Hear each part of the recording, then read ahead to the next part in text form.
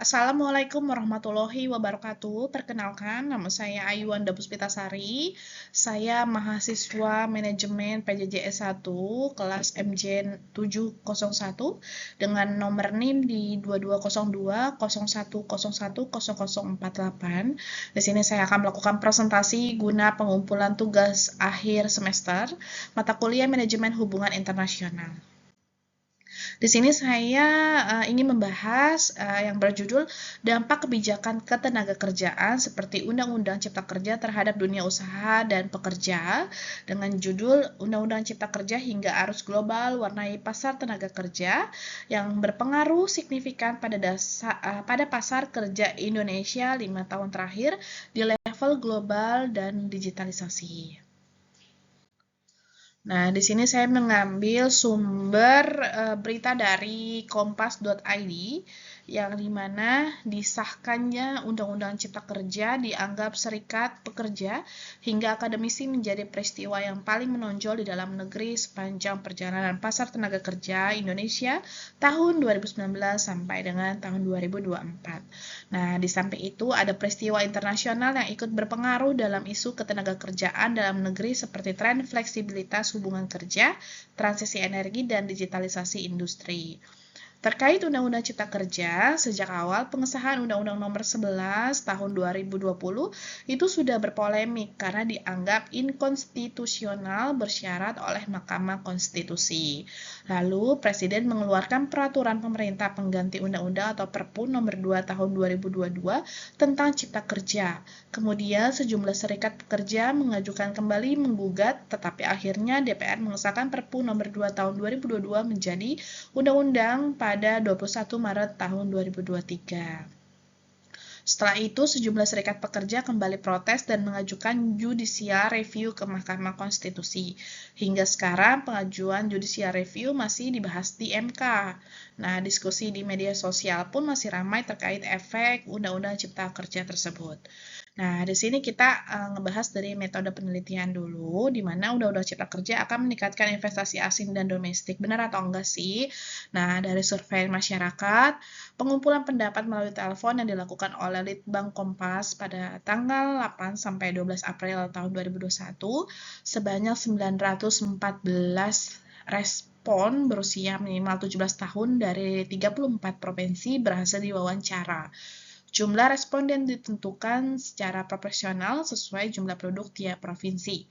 Menggunakan metode ini, pada tingkat kepercayaan 95%, Nielsen cuplikan penelitian lebih 3,24% dalam kondisi penerakan sampel acak sederhana. Meskipun demikian, kesalahan di luar pencuplikan sampel dimungkinkan sangat terjadi. Di sini kita juga lihat ya dari grafiknya ada non-pekerja, pekerja, pengusaha atau wira swasta. Nah, di sini Presiden Konfederasi Serikat Buruh Muslim Indonesia atau disebut Bapak Sarbumisi Irham Ali Saifuddin tahun Senin 30 September tahun 2024 di Jakarta berpendapat bahwa Undang-Undang Cipta Kerja mungkin berhasil memangkas kerumitan izin usaha dan memudahkan investasi. Akan tetapi khusus untuk klaster ketenagakerjaan, liberasi dan fleksibilitas yang terjadi terlalu luas sehingga berdampak pada proses prekarisme yang menjadi lebih buruk. Nah, Undang-Undang Cipta Kerja memungkinkan perluasan praktik alih daya untuk sektor apapun. Nah, di sini Pak Irham memperkirakan bahwa implementasi Undang-Undang Cipta Kerja akan berdampak buruk bagi bonus demografi yang sedang terjadi. Alasannya, tenaga kerja muda yang sekarang relatif mengenyam pendidikan lebih bagus dibanding angkatan kerja generasi sebelumnya. Justru ketika masuk pasar kerja, langsung mengalami prekarisasi dan ketidakpastian karir akibat pola perjanjian kerja waktu tertentu atau PKWT yang diperluas. Sekretaris Jenderal Organisasi Pekerja Seluruh Indonesia atau OPSI, Bapak Timbu Siregar, memberikan catatan terkait Undang-Undang Cipta Kerja yang berpengaruh signifikan pada pasar kerja Indonesia selama 5 tahun terakhir ini. Pertama, sisi positif Undang-Undang Cipta Kerja yaitu lahirnya program Jaminan Kehilangan Pekerjaan atau JKP, tetapi pada saat bersamaan pelaksanaannya masih kurang optimal. Beberapa substansi hukum JKP tidak berjalan, seperti pekerja kontrak atau PKWT yang jatuh tempo kontrak belum bisa mengakses JKP. Yang kedua adalah Undang-Undang Cipta Kerja yang dikampanyekan pemerintah mampu mempertahankan kerja, meningkatkan lapangan pekerjaan dan kesejahteraan sampai sekarang belum terlihat. Nah, di sini pemerintah malah mengeluarkan wacana wajib iuran tabungan perumahan rakyat atau TAPERA dan wajib iuran dana pensiun tambahan.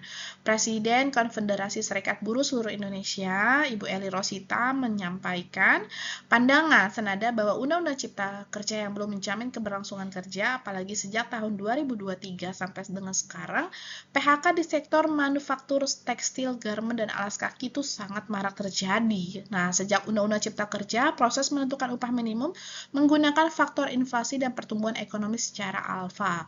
Kami nilai ini malah membuat persentase kenaikan upah minimum tidak pernah mencapai angka yang signifikan, yaitu hanya berkisar 2 sampai dengan 3,7%, ujarnya. Nah, pengawasannya ini apa saja sih? Sejalan dengan polemik implementasi Undang-Undang Cipta Kerja, Ibu Eli menilai bahwa persoalan pengawasan ketenagakerjaan juga masih muncul. Nah, di sini kita melihat dari sumber norma 100 terobosan pengawasan ketenagakerjaan bahwa jumlah pengawas ketenagakerjaan dan perusahaan yang diawasi memang dari dulu tidak imbang. Banyak sekali regulasi ketenagakerjaan tidak diimplementasikan perusahaan, tetapi pengawas ketenagakerjaan amat jarang menegakkannya, kata Ibu Eli. Nah, Pak Timbul juga menilai bahwa praktek pengawasan ketenagakerjaan cenderung tetap apa adanya, meskipun tugas pengawas ketenagakerjaan sudah dipindah dari tingkat Kementerian Ketenagakerjaan ke tingkat provinsi. Kasus-kasus hubungan industrial yang kerap kali berasal dari tingkat daerah masih kerap tidak tertangani, seperti PHK sepihak dan pengabaian kompensasi bagi PKWT habis kontrak. Nah, di sini tren globalnya itu apa saja sih? Nah, Country Director International Labour Organization atau ILO untuk Indonesia dan Timor Leste, Bapak Simrin Singh memandang bahwa tren isu yang sudah terjadi di tingkat internasional juga mempengaruhi pasar tenaga kerja Indonesia selama 5 tahun terakhir. Pemerintah Indonesia semestinya menaruh perhatian. Nah, tren internasional itu diantaranya demografi tua yang tengah dialami sejumlah negara maju, perubahan perdagangan global, perubahan iklim, digitalisasi, dan kelompok pekerja sangat rentan yang cenderung naik. Terkait perubahan iklim, misalnya berbagai negara mulai berkomitmen nih untuk mencapai pembangunan rendah karbon yang mengarah pada investasi besar-besaran di sektor energi terbarukan, serta peralihan dari bahan bakar fosil. Komitmen ini akan berdampak besar terhadap hilangnya sejumlah mata pencarian, naiknya kebutuhan fasilitas, peningkatan keterampilan, dan jaminan sosial untuk meredam dampak transisi energi. Kami rasa semestinya selalu ada ruang untuk kemajuan kebijakan ketenagakerjaan lebih lanjut di Indonesia. Nah, masih sama dengan hal yang tadi bahwa dosen Fakultas Ekonomi Universitas Katolik Parahyangan Indrasari Chandraningsih berpendapat bahwa kebijakan ketenagakerjaan di Indonesia dalam kurun waktu 5 tahun terakhir sebagaimana kebijakan ketenagakerjaan pada periode-periode pemerintahan sebelumnya selalu diletakkan sebagai pelengkap bagi kebijakan investasi dan bukan sebaliknya. Nah, isu-isu terkait ini, kenaikan upah yang semakin tipis, jaminan kehilangan pekerjaan yang belum efektif, dan tingkat PHK massal yang tinggi merupakan sebagian bukti kondisi tersebut. Nah, sektor ketenagakerjaan juga diatur atau dikelola secara terpisah dari sektor pendidikan. Contoh yang paling jelas sekaligus tragis adalah tingginya pengangguran sekolah menengah kejuruan atau SMK, padahal SMK dibangun untuk meningkatkan keterserapan angkatan kerja. Nah, BPS mencatat di awal tahun ini lulusan SMK menyumbang hampir 10% pengangguran berdasarkan tingkat pendidikan, yang dimana dia menilai koordinasi antar kementerian yang terkait dengan ketenagakerjaan juga sangatlah minim. Contoh terbaru adalah kebijakan relaksasi impor tekstil dan produk tekstil dari Peraturan Pemerintah Perdagangan Nomor 8 Tahun 2024 yang menyangkut kesempatan kerja tidak terdengar melibatkan Kementerian Ketenagakerjaan. Padahal kebijakan impor diduga turut menjadi faktor yang mempengaruhi naiknya tingkat pengangguran sebagai akibat tutupnya pabrik-pabrik tekstil dan garmen skala besar dan kecil karena tidak mampu bersaing secara harga dengan produk impor. Kasus PHK di sektor industri manufaktur yang diantaranya dipengaruhi oleh lesunya permintaan global berdampak pada kepadatan pekerja di sektor transportasi daring. Nah, populasi pekerja di sektor ini terus meningkat dengan tingkat kesejahteraan yang terus menurun akibat persaingan yang semakin ketat dan jaminan perlindungan sosial yang belum memadai. Nah, lebih lanjut, Ibu Indrasari melanjutkan kesejahteraan pekerja yang terancam bukan hanya terjadi di sektor manufaktur dan jasa transportasi saja, tetapi juga di sektor industri kreatif yang banyak menyerap tenaga kerja muda berusia 20-30 tahun. Hubungan kerja yang fleksibel di sektor industri kreatif menyebabkan tenaga kerja dari kelompok usia itu rentan. Nah, tidak ada jam kerja rentan eksploitasi, minim perlindungan sosial, dan sulit berserikat. Ditambah lagi, kelompok pekerja usia tersebut cenderung minim pengetahuan mengenai hak-hak dan aturan-aturan ketenagakerjaan. Hubungan kerja yang semakin fleksibel tidak dapat dihindari, tetapi pemerintah perlu berpihak pada pekerja.